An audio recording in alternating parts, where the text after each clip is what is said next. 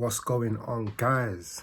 We are back with another video, and obviously last video, match reaction, our loss against Man City, and I felt like I wanted to do a separate video because I couldn't get everything off my chest. And it's about Ruben Amorim, man. When Amorim first came in, I gave him all the backing in the world. I saw the work he did at Sporting Lisbon and I said, yo, he is the guy. I was excited. And I gave him a chance. You know, last season, I literally said, yo, I'm letting Amorim off for the season. He hasn't brought in any players. He hasn't had a pre-season. There's a lot of players that need to be let go of. I'm going to give him the benefit of the doubt. But this season, he spent 200 million on 3 new attackers. He's got rid of all the players he didn't want to have at the club. Rashford, Garnacho, Højlund, Onana. He's had a full pre-season. You know, last season he came out in the press conference saying, I don't have time with my players on the pitch. Cool. You've had that now and we're still, like, we're not seeing no improvements. Like, we're still not getting no results. Like, there's still a lot of talk about, profiles. Like, he needs this, he needs that. Like, Ruben Amorim has been backed, bro. And I'm not on this hate train, yeah? Like, there's a lot of Man United fans that don't like Amorim. They're giving him abuse. I'm not one of those guys, innit? But at the same time, you have been backed. Like, you've been given 200 million to spend. Yeah, there's a lot of managers in the Premier League that's not fortunate to see that money. I look at someone like a Unai Emery, who's had PSR issues. Yeah, you have been backed, bro. Yeah, you didn't want Rashford and Garnacho. You got rid of them. You had a pre-season. Like, there's no more excuses. There's no more excuses, man. And he came out after the City game and he said, I will always try my best for the club. I will do what's best. But you're not changing nothing. Like, it don't make sense. He's contradicting himself. He's saying he's gonna try his best, but he doesn't want to change nothing. Like, how are you doing your best? A part of doing your best means changing something, like adapting to the players. The players do not like this formation. You know, I've noticed it. The Leicester game in the FA Cup, like, I saw the players' body language, their energy, and they just looked off. And pretty much every player bar De Ligt and Sesko, Cunha, other than that, everyone else is playing out of position, bro. Ahmad's having to play wing back. Dorgu's having to play wing back. Like, Lenny Yoro, like, he's like dropping into midfield, like squeezing high up the pitch. Like, these players don't look comfortable, man. And I look at this squad and it's not built. Like, the players can't do it. Like, I tried to give it a try. I said, you know what? Let me bring in a couple of players. Things might improve. But these players, they cannot play this system, bro. I don't have a problem with Amorim as a person or as a coach, but his formation does not suit this squad. Like, this Man United squad should be playing 4-3-3, 4-2-3-1. That this system just doesn't work in the Premier League. For me, it does work. You know, we've seen Glasner, Vitor Pereira at Wolves, but this 3 at the back formation, 5 at the back, it's for mid-table teams. Like, you sit back, be compact, play on the counter-attack. Like, we shouldn't be playing 5 at the back, man. Like, with all the attacking talent we have, like, we shouldn't be playing that formation. Usually, when managers go into a team, they play 3-5 at the back because they're limited of attacking options. Like, Tuchel, he went to Chelsea, didn't have a lot of attacking options, so he played 5 at the back. We have so many attacking options. We should not be playing this formation. And if Amorim's not going to change, then he has to leave. He has to leave, bro. Because I don't know a manager in the history of football that stuck to one formation their whole career.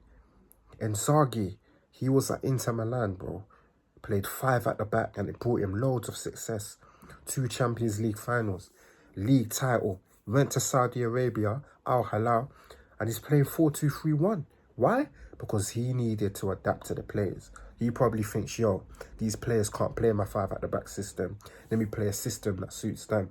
Amorim is not doing that, and that's what's killing us, bro.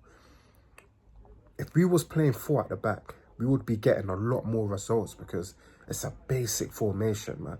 Everyone playing their best position where they feel comfortable, and you just win games. Like, it's not even just about me. I don't like this formation, but the players, they do not like it, man.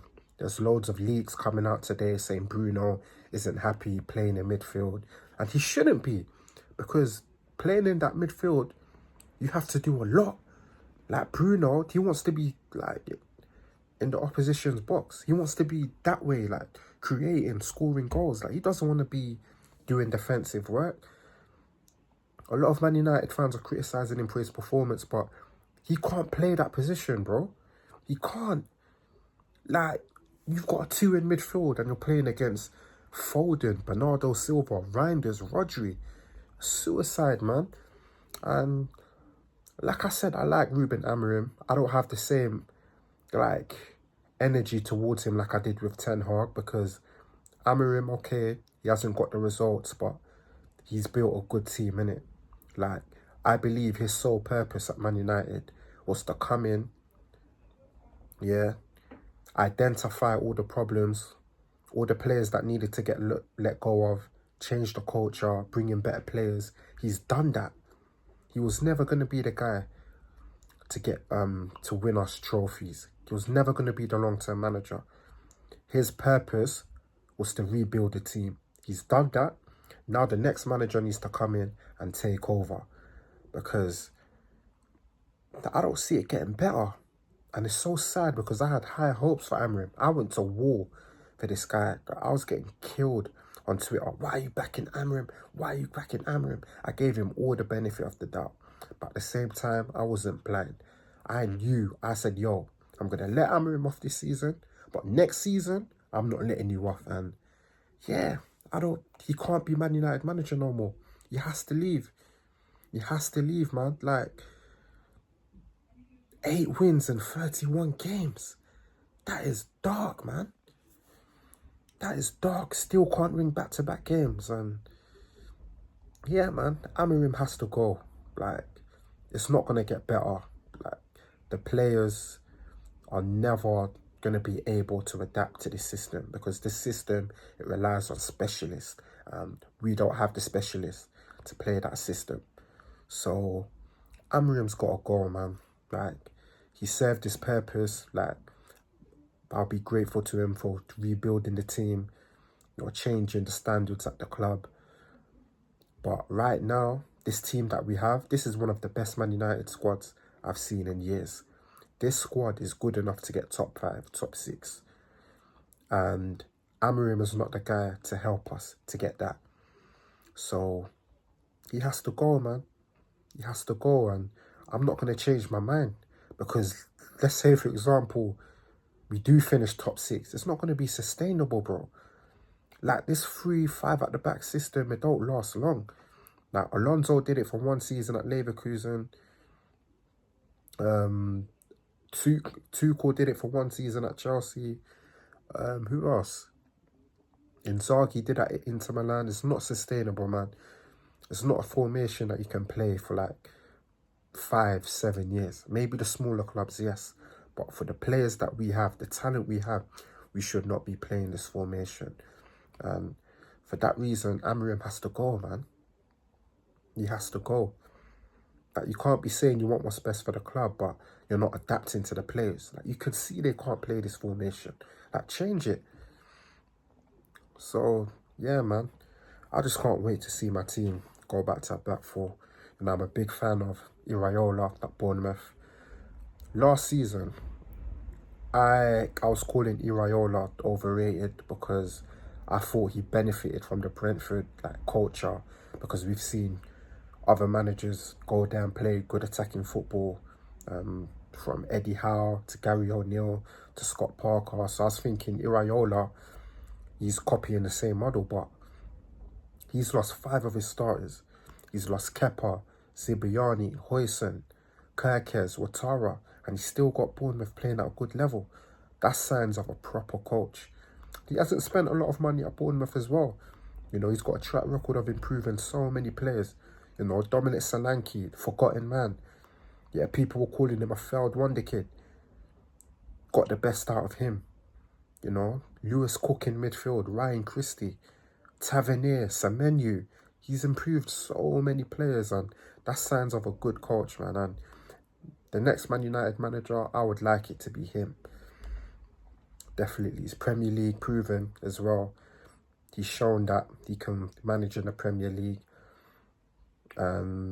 Yeah, he's my candidate for the next Man United job. I think it's inevitable Amorim will go. Even if we beat Chelsea on the weekend, you just know it's not going to be sustainable. We'll probably lose the next game. So, yeah, Amorim's finished at Man United. I'll always like him. I always respect him as a person. I don't have the same feeling towards him like I did with Ten Hag, but I just don't want him as Man United manager. He's not the right guy. And Ineos need to make a decision, you know. The longer we leave it, the further behind we'll fall. Just like last season, we left it late to sack Ten Hag. So if we lose to Chelsea on the weekend, they have to pull the trigger, because how we can't afford to fall further down behind, bro. Because we need European football this year. So Ineos, they need to make a decision quickly. That's all I'm going to say, man. Thank you guys for watching. Don't forget to like, comment, subscribe. And I'll catch you on the next video, man. Love.